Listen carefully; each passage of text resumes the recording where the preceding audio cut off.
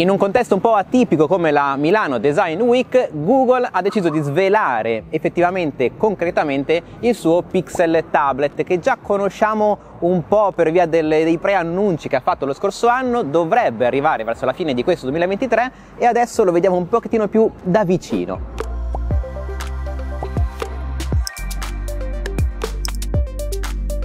È stata un po' una sorpresa ritrovarlo qui a Milano, tra l'altro, ma ovviamente Google ci tiene a comunicare la sua filosofia di design, o meglio il suo studio nel design, e lo fa con un'installazione dedicata a come l'acqua modella le forme. E di fatto questo è un po' il concept design che Google vuole comunicare con anche i device Pixel e non solo, anche Nest e Chromecast. Quello che state vedendo è Pixel Tablet, lo vedete, il design secondo me è un po' tanto ispirato a Pixel 5 con quel design leggermente retro. Non è proprio nei canoni di Pixel 7 e 7 Pro, però comunque devo dire che risulta elegante. La cosa interessante è il fatto della basetta magnetica che permette di tenere il tablet in verticale o quasi, in modo da sfruttarlo come se fosse un Nest Hub, uno smart display che Google è da un po' di tempo che non sta aggiornando, magari proprio per questo motivo. Il display potrebbe essere un IPS LCD, alcuni rumori dicono OLED,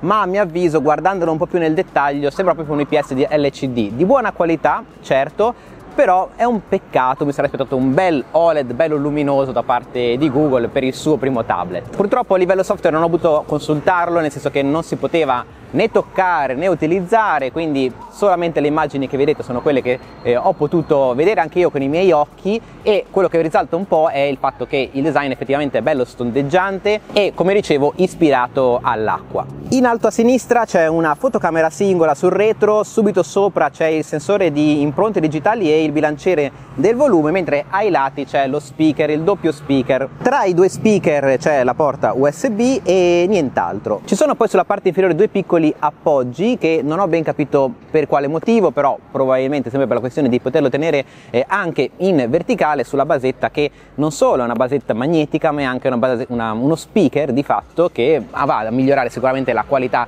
audio del tablet stesso. Ma questo per il momento era tutto a livello software. Probabilmente, anzi sicuramente, Android 13 preinstallato, ma non abbiamo potuto vedere effettivamente come girava questo software perché non si potevano toccare i prodotti. Però è un dispositivo che dovrebbe arrivare verso la fine dell'anno anche sul nostro mercato, soprattutto dato il fatto che l'hanno mostrato qui a Milano mi fa ben sperare.